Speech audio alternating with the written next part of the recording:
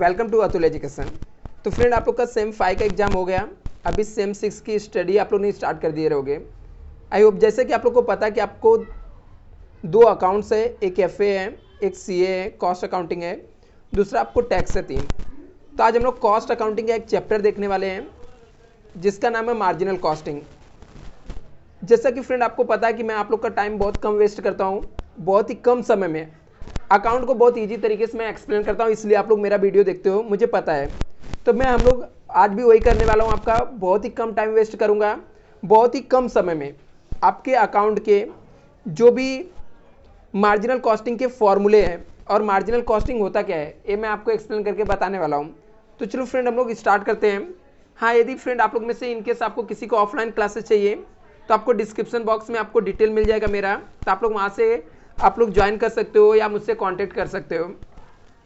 सबसे पहले हम लोग देखते हैं मार्जिनल कॉस्टिंग होता क्या है। तो मार्जिनल कॉस्टिंग का जस्ट एक बार मीनिंग देख लेते हैं हम लोग। वैसे भी इसका कुछ यूज नहीं है प्रैक्टिकल सम सॉल्व करने से रिलेटेड, बट हम लोग एक बार देख लेते होता क्या है। मार्जिनल कॉस्टिंग में be defined as the technique of presenting the cost data.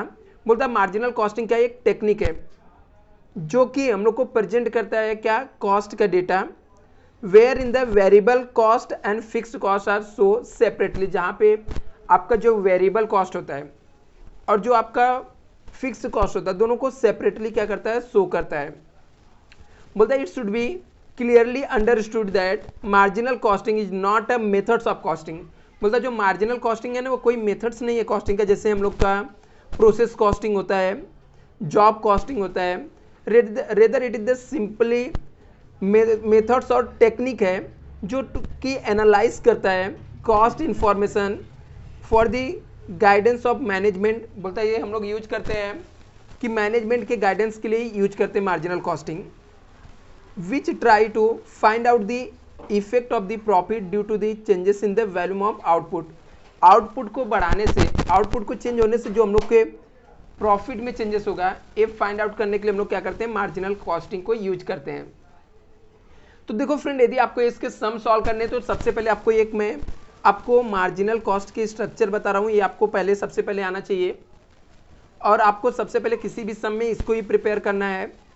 तो मार्जिनल कॉस्ट का स्ट्रक्चर कैसे होता है, आपके पास इसका नॉर्मल सा फॉर्मेट है। जैसा कि मैंने आपको पता है कि फ्रेंड ये सब मैंने आपको वीडियो को लिख कर भी बताऊँगा, अच्छे से एक्सप्लेन करके जब वीडियो अपलोड करूँगा तो मैं प्रॉपर राइट डाउन करके बताऊँगा।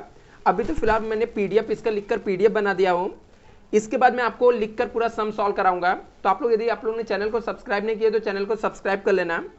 तभी देखते हैं मार्जिनल कॉस्ट स्ट्रक्चर कैसे होता है। तो यहाँ पे हमारे पास 2 कॉलम होते हैं, एक हमारा ये पर्टिकुलर्स होता है, रुपीस होता है, CPU होता है। तो सबसे पहले हम लोग सेल्स लिखते हैं और इस सेल्स के अंदर हम लोग वेरिएबल कॉस्ट को माइनस करते हैं। तो जो अमाउंट हमारा आता है फ्रेंड उसे हम लोग कंट्रीब्यूशन बोलते हैं। उसमें से हम लोग फिक्स कॉस्ट को माइनस करते हैं, तो जो फाइनल अमाउंट आता है वो हमारा क्या हो जाता है, प्रॉफिट हो जाता है। तो आपको एक कॉस्ट स्ट्रक्चर आपको याद कर लेना है, एकदम ही सिंपल है। Sales minus variable cost contribution आएगा, माइनस फिक्स कॉस्ट क्या आ जाएगा, प्रॉफिट हो जाएगा। अभी इस सम के अंदर आपको बहुत सारे कैलकुलेशन करने रहते हैं जिसके लिए बहुत सारे फॉर्मूले होते हैं। तो एक एक फॉर्मूला मैं आपको बता देता हूँ कैसे कैलकुलेट करते हैं, वो फॉर्मूले कैसे यूज करना है, प्रैक्टिकल सम के थ्रू हम लोग सीखेंगे। सबसे पहले प्रॉफिट वॉल्यूम रेशियो, जिसको शॉर्टकट में हम लोग PV रेशियो बोलते हैं। तो PV रेशियो का आपका फॉर्मूला होता है contribution divide by sales into 100। अभी ये सब आता कहाँ से है, तो देखो आपके फॉर्मेट बनाओगे तो आपको सेल्स यहाँ से मिल जाएगा। जब आप सेल्स में से वेरिएबल कॉस्ट माइनस करने के बाद जो अमाउंट आएगा उसे हम लोग कंट्रीब्यूशन बोलते हैं। तो इसी कंट्रीब्यूशन को आपको क्या करना है, जो कंट्रीब्यूशन आपका इसको डिवाइड करना है सेल्स से इंटू 100 करोगे तो आपका PV रेशियो मिल जाएगा, राइट। और फ्रेंड यदि आपको मुझसे कांटेक्ट करना है तो देखो यहाँ पे मेरा नंबर भी आप लोग कांटेक्ट कर सकते हो। दूसरा, यदि आपको 2 साल का डेटा दिया है तो PV रेशियो कैसे आता है, second year profit minus first year profit. Second year के प्रॉफिट में से हम लोग फर्स्ट ईयर का प्रॉफिट माइनस करेंगे, second year sales minus first year sales into 100 करेंगे। यदि आपको 2 साल का डेटा दिया रहेगा तो PV रेशियो आपको निकालने का फॉर्मूला होता है सेकेंड ईयर के प्रॉफिट में से फर्स्ट ईयर का प्रॉफिट माइनस कर देना, सेकेंड ईयर के सेल्स में से फर्स्ट ईयर का सेल्स माइनस कर देना, इंटू 100 करोगे आपको PV रेशियो मिल जाएगा। सबसे आपको सब में बोले या ना बोले आपको पीबी रेशियो हमेशा कैलकुलेट करना ही पड़ेगा, क्योंकि आगे वाले फॉर्मूले में पीबी रेशियो का हम लोग का यूज होता है। अभी जैसे मान लो एग्जाम में आपको पूछ लिया ब्रेक इवन पॉइंट्स क्या होता है, तो ब्रेक इवन पॉइंट्स कैसे निकालते हैं हम लोग। ब्रेक इवन पॉइंट्स का फॉर्मूला होता है fix cost divide by PV ratio. आपको क्या करना रहता है, फिक्स कॉस्ट लेना पड़ता है और उसको पीबी रेशियो से डिवाइड कर देना रहता है। अब ये फिक्स कॉस्ट कहाँ से आता है, हम लोग देखो ये जो कॉस्ट स्ट्रक्चर बनाएंगे ना, एक कॉस्ट स्ट्रक्चर में कंट्रीब्यूशन में से हम लोग फिक्स कॉस्ट को माइनस करते हैं, सम में दिया रहता है, उसको आपको पीबी रेशियो से क्या करना है, डिवाइड कर देना है, तो आपको मिल जाएगा। अभी क्या होता है ना, ब्रेक इवन पॉइंट्स कभी कभी आपको यूनिट में पूछता है। जब आपको यूनिट में पूछेगा तो फिक्स कॉस्ट को डिवाइड करने का कंट्रीब्यूशन पर यूनिट से आपको डिवाइड कर देना है। Margin of safety, margin of safety कैसे हम लोग को आता है, प्रॉफिट को डिवाइड करना रहता है पीबी रेशियो से, रुपीस में निकालना है। यदि मार्जिन ऑफ सेफ्टी को यदि आपको यूनिट में पूछा तो प्रॉफिट को आपको डिवाइड करना पड़ता है किससे, यहाँ पे रॉन्ग लिखा हुआ, ठीक है, यूनिट का फॉर्मूला। तो मार्जिन ऑफ सेफ्टी का फॉर्मूला होता है profit divide by contribution per unit आएगा। एक्चुअली में जल्दबाजी में लिखने में मिस्टेक हो गया मेरे से, तो इसका फॉर्मूला रहेगा profit divide by contribution per unit. तो आप लोग जब भी लिखना तो इसको अच्छे से लिखना, कंट्रीब्यूशन पर यूनिट आएगा। एक और मार्जिन ऑफ सेफ्टी का फॉर्मूला होता है जो कि कभी कभी यूज होने वाला होता है, तो मार्जिन ऑफ सेफ्टी का फॉर्मूला होता है actual sales minus break even sales. तो इस फॉर्मूले से आप लोग मार्जिन ऑफ सेफ्टी कैलकुलेट कर सकते हो। नेक्स्ट जो फॉर्मूला होता है डिजायर सेल्स का है, तो डिजायर सेल्स का फॉर्मूला होता है फिक्स कॉस्ट, यदि रुपीस में पूछा तो चीज़ें आपको या तो रुपीस में पूछी जाएगी या तो यूनिट में पूछा जाएगा।